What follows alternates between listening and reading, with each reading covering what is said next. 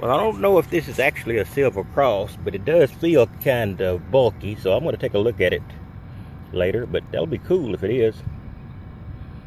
See there, silver cross. Okay. It's about, I don't know, 5 inches down, and it was a 35, which is an unusual number for silver. But we'll take a look. It's kind of small and it's not circular, so that might explain why the ID was a little low. Cool. Hey everybody, this is Texas Tiger Diggs, or Tony, whichever one you want to call it. Anyway, I got this week's finds here, and I'm going to organize them, of course, after a pause.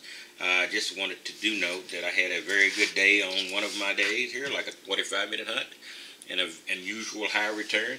A return that's almost commensurate with one of my entire weeks on the weeks where I don't have much detecting time. So we'll talk about that later, and let me just organize this, and we will get to the basis of the weekly vlog. All right, here we go. I've organized the clad here, and clad wasn't, well, one piece of clad was an accomplishment. It wasn't the whole story, but it was a nice addition. And you see, I've got them laid out as usual. And here we go. It's just 357, give or take. Don't calculate it exactly, but that's pretty good for one of my weekly hunts. And these were hunts of, I don't know, it's probably 3.5 hours scattered among all of these.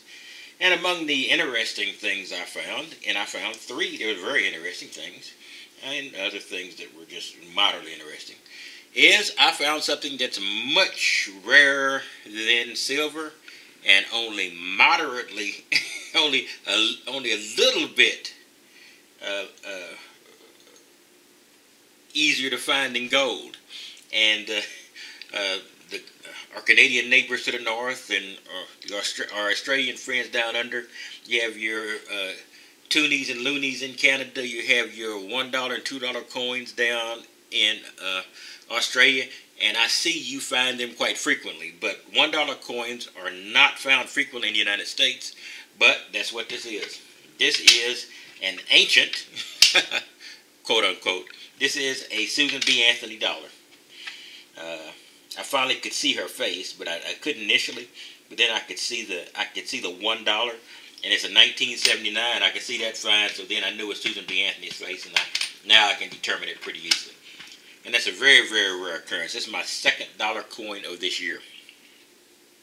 It shows you how rare it is compared to what, 11, 12, 13 silver pieces. I don't know the exact number, but so that's the variation between the amount of silver you can find and the amount of dollar coins you find. They're just not very frequent. And here we go. Now the interesting thing, other than that dollar coin, which would have made this week satisfactory enough, is this. And this is a cross. And it is a, hope it will focus, it is a silver cross. And I thought this design looked familiar. And on the bottom, I don't have a camera. Well, you guys can trust me. It's a nice heavy cross, so I knew it was silver. But it has the candelabra and the JA on it on the bottom. So this is a James Avery design, and it is sterling silver. So that's great. So I did find a piece of silver today, and that's more than I could say for the last few weeks. So that made my week very good. Now the other things of interest is I found a harmonica reed, which is really not unusual for you relic hunters and you guys out doing house sites. But it is unusual to find this in a city park.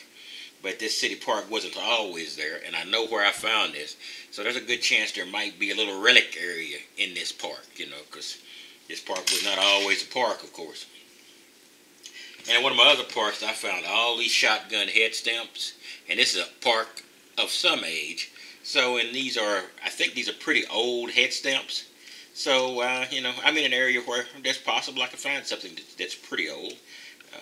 Not extraordinarily old, but you know, finding that is a nice little indicator.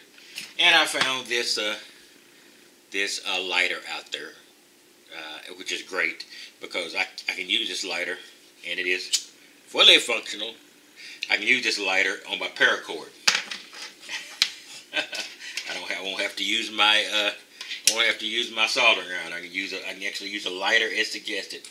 And this is I see a lot of the of my friends from Great Britain digging up these what do you call it, squeeze things. They're like toothpaste. Most of the time they call them vets. They're vet medicine.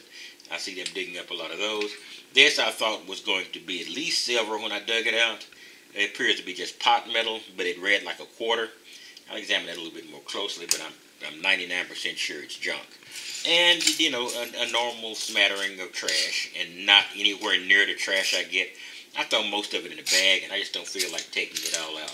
In any case, guys, that was it for this week. And this week was really an unstructured combination of the Expedeus and the Safari.